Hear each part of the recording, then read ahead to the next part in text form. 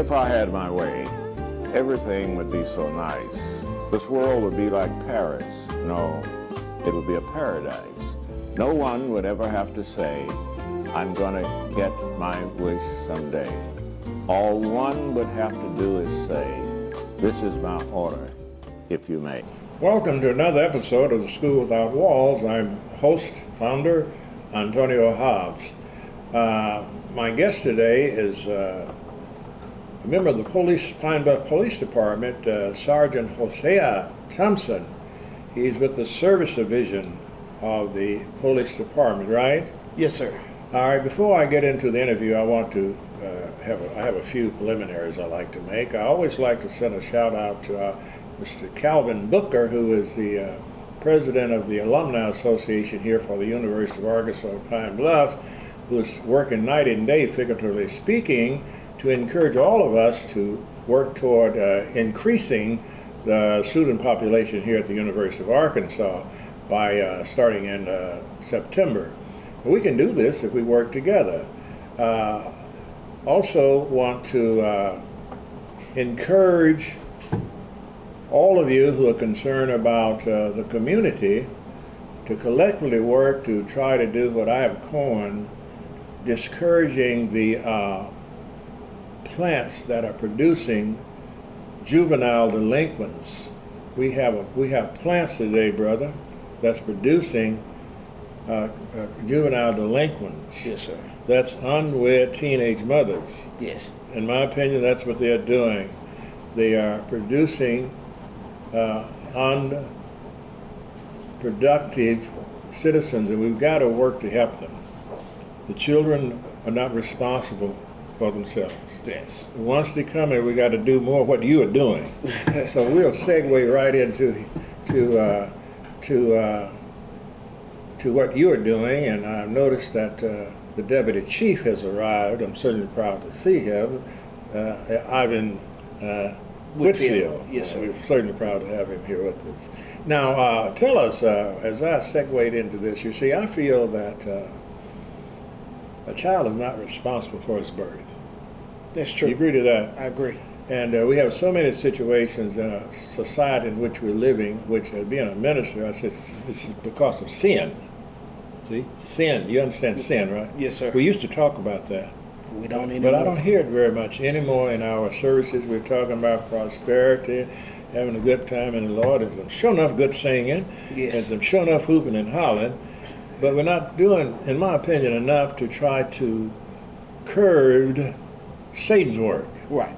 But you're doing well from what I've heard. So tell me what your basic responsibility, Sergeant, is. All right. Basically, my job, I'm an administrative sergeant, but I'm also over the school resource officers, public relations, neighborhood watch, community relations. So you over all of that. I assist with all those areas. Are you the head of that, or you just? No, there's a lieutenant over me, Lieutenant Shirley Warrior. Okay. So she's the head. She's but the head. You are the feet. You do a lot of the work, right? Yes, sir. Okay, go Yes, right sir. ahead. We do a lot of different programs in the community. As right now, this week during spring break, we have a baseball camp that's going on. It's from the ages of 6 to 16, and we get coaches to come in and volunteer and to give the kids something to do for spring break. They're teaching the basic fundamentals of baseball and softball. So we keep them all day, and so we give them something to do. Then that's just one of the programs we have going on right now. Let's talk a little bit more about that one, if you will. This is during the spring break. Yes, sir. You invite. Do you have a maximum number? No, sir. You don't. We don't. All that come, you work with them. Yes, sir. And of course, do you utilize the field out here at all, the Torrey Hunter field? Do you ever use that? Or where do you meet? We haven't. We go out to Regional Park because the baseball complex, because they have more fields to accommodate all the kids that we have registered for the camp. I see. I believe I've seen that. Seems like you can have several groups at the same time out there, can't you? Playing? Yes, sir. Yeah, it's designed for that. Yes, sir. Okay, that is really nice, really nice. And what has been the outcome of that? Do you do any tracking of those youngsters, or once it's over, you don't know who they are or where they came from? We keep track of them. You keep track of them? Part of their registration, we find out what school they go to, what grade they're in, and we keep track. And we have several programs that we do. So like right now we're doing a baseball camp. Our next day we have the Easter egg hunt. I see. Then after the Easter egg hunt, we have it's a pay camp. It's police and youth camp that we put on. It's for 6 weeks, and we have the kids all day. They come from 7:30 to 4, and we feed them breakfast, lunch, and give them a snack. We take them on field trips. We provide educational block for them, so they won't just be out This running. plan. Yeah, we give them educational. With this year, last year, we partnered with Pine Bluff School District. So they are on board with us as well. Those are the teachers, perhaps? They serve as teachers? Teachers, yes, sir. What are some of the subjects that you've taught? Well, they kind of focus on the area to bring up test scores, which is math and literacy. So they work in those areas, but we also incorporate our stuff for as art, history. So we kind of give them a little bit of everything. I see. We're going to have a break, and we'll be back in just a few minutes. And I want to ask you, I want to share something with you that I think that will help them educationally when we come back. Yes, Okay, thank you. My throwing away a shirt or a shoe or a sock or anything that you're throwing away, you cannot visualize how that comes back into the system. If people don't understand that visual, then they're not going to recycle.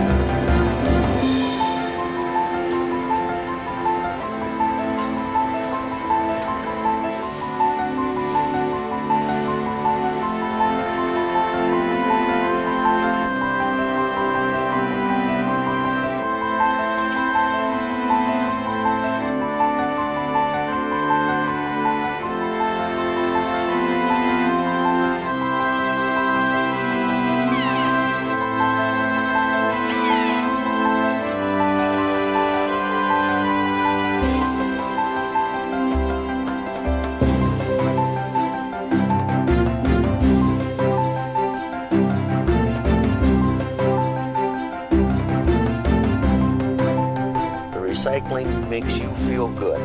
It's a reward to you. It does it for you, doesn't it?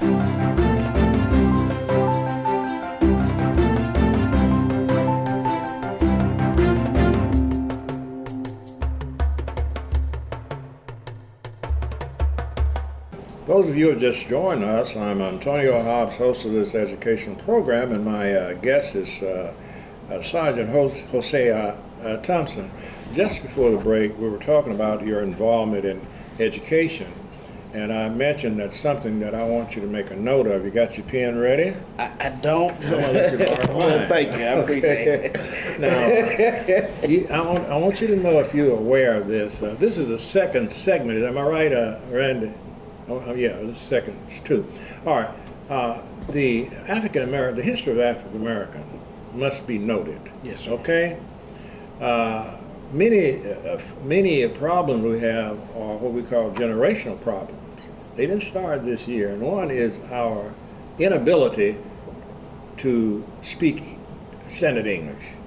Okay. It's not the fault of the student that they were born in a system by which their people were denied schooling for 250 years. That's not their fault. And it's not their fault that they happened to have gone to schools that ignored the fact that English was a foreign language to them. What I'm trying to say is I want people in power, position of power, to hear this, like people who determines the educational curriculum. Okay. We need what I had when I was going to school. When I was going to school, the African American teachers knew that we had a deficit in speech. And they taught us how to speak grammar. They didn't just teach us to write it, they taught us to speak it, which we do more than anything else. And so what I've learned is, by teaching Spanish here at the school, at the university, I have to teach English. I'm talking about intelligent black students come to school not capable of handling a certain verb. Now make a note of this now. It's the irregular verbs. It's the irregular verbs where we have the problem. You hear the had cames and didn't went.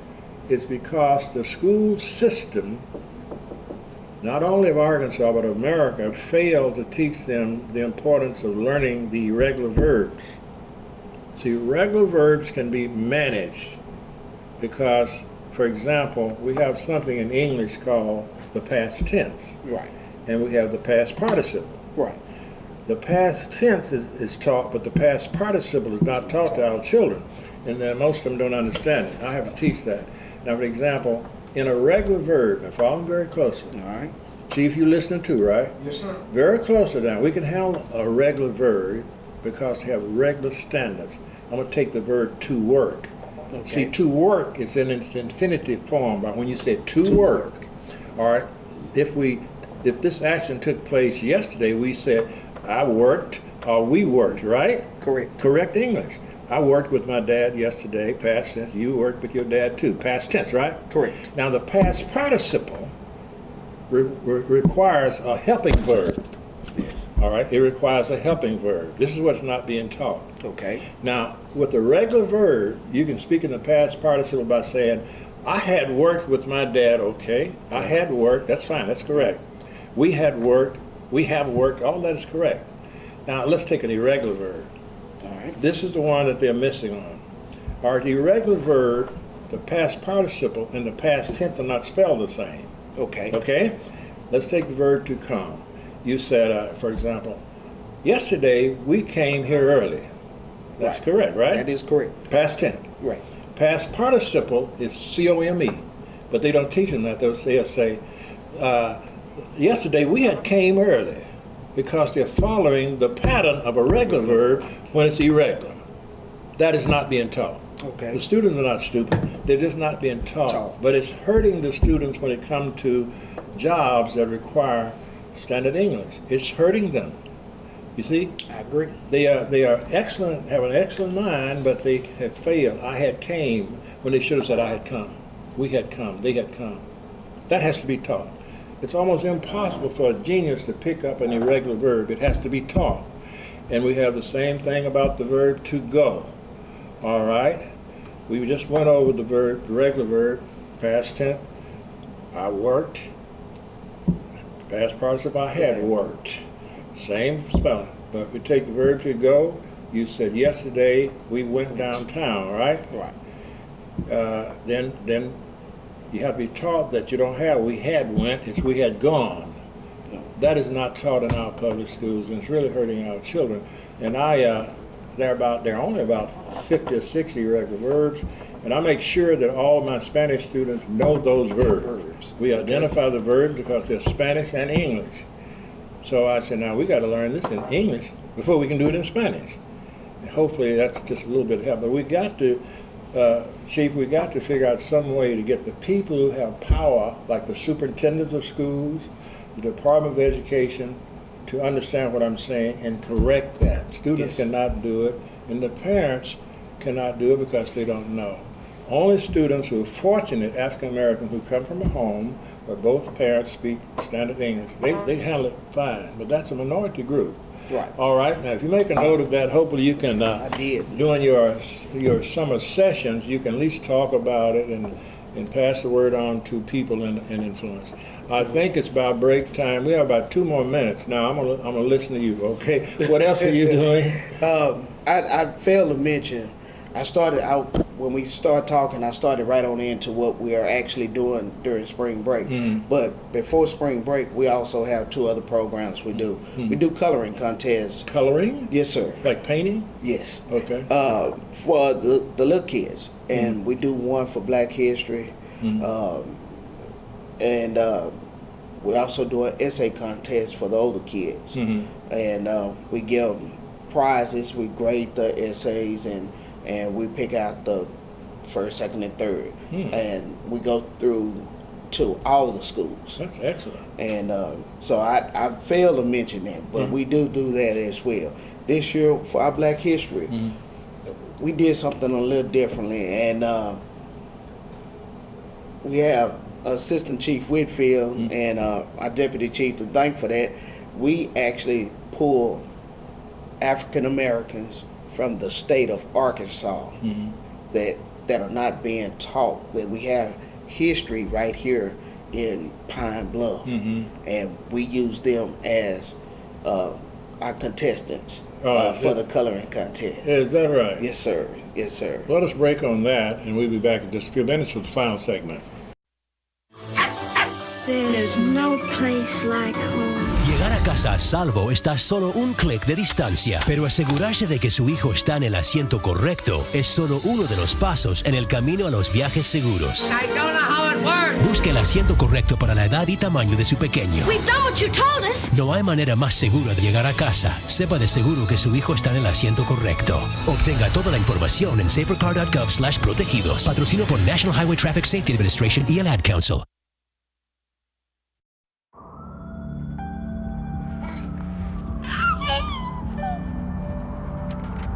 When life's this hard, graduating can be even harder.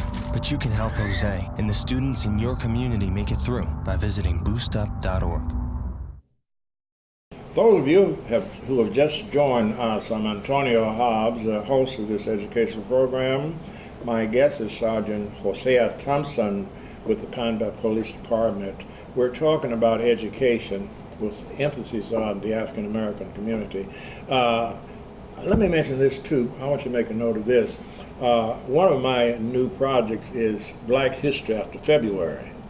So I was proud to hear you say something about you involve Black History in your curriculum, and I believe that's after February. Is that right? Yes, sir. So we want to get that out. We want more dialogue in the community about the need for us as a people to be concerned about our history being recorded and so forth. All right, continue with your curriculum, please. All right. Like I say, after the baseball camp, we have our Easter egg hunt, and that's a citywide Easter egg hunt that we do. We put on at the police station at our Civic Center. I see. Where do you do the hunting? At the Civic Center. At the center? Yes, sir, which is City Hall. Oh, at City Hall. You just put it out on the lawn? Yes, sir. Okay, gotcha. Yes, sir. After that, we have Project First Step. That is put on by city attorney. What she does, she used UAPB students to put on a play to teach our younger kids, our first, second graders, about the rights and wrong, about bullying, self-respect, self-esteem. And that's what Project First Step does. This year, she's doing it a little differently. She's incorporating the drummer club from the Pine Bluff High School. So they'll be coming in and actually putting on the skit that she comes up with. Okay. Other than that, but like I say, our pay camp is 6 weeks. That's a pay camp? It's right. Okay. Police and youth camp.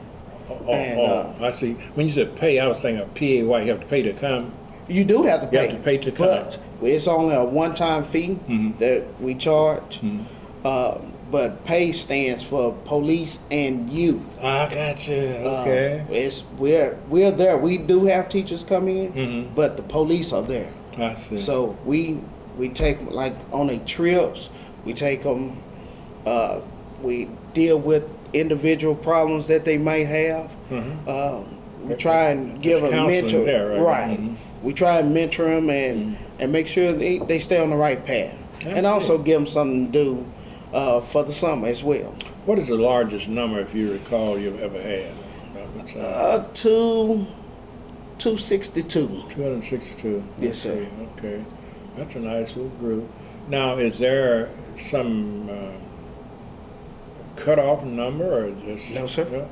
Okay. Now, another question I have too: is this a new program? Is something that's been? Is this under the present administration, or has it been ongoing prior to this particular administration? It's ongoing. About how old is this program? This is year number 6. Number 6? Yes, sir. I see. Well, I believe that every idea comes from one person. Who started? Whose idea was this to begin? Our past administration, the former chief, Chief Jones. Is that right? Actually, she took my lieutenant and to Georgia, where she come from, and they had this program. So my lieutenant liked the program and asked, could we do the same thing here for our kids? And from there, we got it started and been going ever since. Now let's make a note of this too, because you know I'm an educator, right? Yes, sir. And I don't apologize for that. Let's make a note of who started this. That's history right there. Make a note of the person who's responsible for this, and mention that from time to time. See, because every idea comes from one person, although it takes many people to implement it. Yes, sir. So what was her name? Lieutenant Warrior, Shirley Warrior. Shirley Warrior. Warrior. Warrior? Yes. Was it Jones there somewhere? That was the past chief, Chief Brenda Davis Jones. Was she the person who was responsible for this, Brenda Davis Jones? Actually, she introduced the program, That's but what the I'm saying. lieutenant is the one that actually got it started. All right. Who brought the Who brought the idea to town? Lieutenant Warrior. Lieutenant Warrior brought the idea to town, and it was implemented by Jones, right? No, it was Chief Jones brought it. Let me correct myself. Chief Jones, I know. Chief Jones brought it. Right. Lieutenant Warrior implemented it. Chief Jones need to be mentioned. Right. Because that's where the idea came from. Okay. The implementer, he gets credit, but the implementer can't implement that which he doesn't know about. Can he? As far as I know now, I might be a little bit off on that, but I think I'm right. So, Jones, you need to give the sound of this. This is every year. I would suggest you say, we are thankful to the founder of this idea. Otherwise, it will die. Okay. We won't know who did it. That is where history is done. Yes, yes, sir. Okay. You just taught me something. Okay, thank you so much. We live and learn, don't we? Yes, sir. I might have taught Deputy Chief Ivan something, right? Yes, sir. Okay. Randy, we have, about another minute? You got 1 minute to finish here. What else did you miss? Let me go, since I got 1 minute. We have a basketball camp after the pay camp. We have a fishing derby that we do, national night out. We do red ribbon week. All right. Okay, go ahead. I'm just having fun today. Okay, Yes. go ahead. We also have a program that we do, Operation Goodwill, is where we go out and during the holidays and we provide a basket for the needy. Man, you all have a wonderful thing going on. Do you have a budget about what type of budget takes for all of that? Well, you have any idea at this time? The last time the budget ran about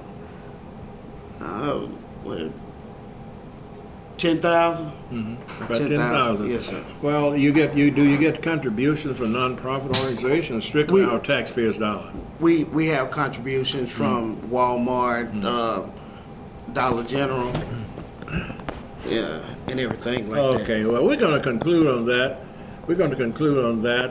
We're certainly proud to have you here with us. Thank you for having me. Okay, and